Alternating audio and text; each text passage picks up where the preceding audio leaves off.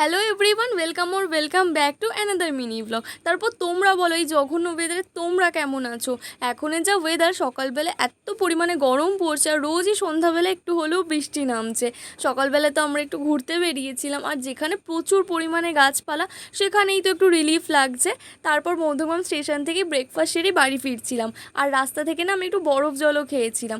বাড়ি ঢুকেই তো দেখলাম উঠোনে পড়ে রয়েছে একটা আম, আর ঠিক তখনই আমার একটা পার্সেলও এলো। তো দুটো জিনিস একসাথে নিয়েই ঘরে ঢুকলাম। আর এই গরমে তো আমার একেবারেই বাজার যেতে ইচ্ছে করছে না, তাই আমি ইনস্টামার্ট থেকেই সবজি অর্ডার করছি। আর রোজ দুপুরবেলা জানো তো আমি বাড়িতে টমেটো চিংড়ি রান্না করছি, কারণ এই গরমে 10 মিনিটেরও কম সময় লাগে এই টমেটো চিংড়ি বানাতে। ও আর একটু চিকেন পকোড়াও বানিয়েছিলাম। আজকে ভাবলাম আমার বাড়ির কয়েকটা গাছ নিয়ে তোমাদের সাথে একটু গল্প করা যাক। জানো তো এই লেবু গাছটা আমার দাদু লাগিয়েছিল। যতদিন দাদু বেঁচে ছিল তখন না গাছে খুব একটা লেবু হতো না, একটা দুটো হতো। কিন্তু রিসেন্টলি 2 বছর ধরে গাছে প্রচুর পরিমাণে লেবু হচ্ছে। দাদু তো খুব পছন্দের গাছ ছিল এটা। আর এই লঙ্কা গাছটা যে এত পরিমাণে লঙ্কা দেখছে, এগুলো সবই আমার মার যত্নের ফল। তারপর তাড়াতাড়ি করে লাঞ্চ করে নিলাম। ও বাবা, খেয়ে উঠে তো দেখি আবার রোজকার মতোই আকাশ কালো করে মেঘ করেছে। আর এই বৃষ্টির আওয়াজ শুনতে কিন্তু বেশ ভালোই লাগে, বলো?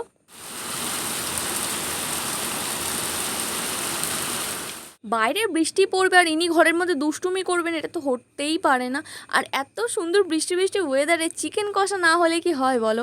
তাই আমি তাড়াতাড়ি করে চিকেন কষাও বানিয়ে নিলাম। আর তোমাদের ভিডিওটা ভালো লাগলে চ্যানেলটাকে অবশ্যই সাবস্ক্রাইব করেছো। দেখা হচ্ছে নেক্সট ভিডিওতে। বাই।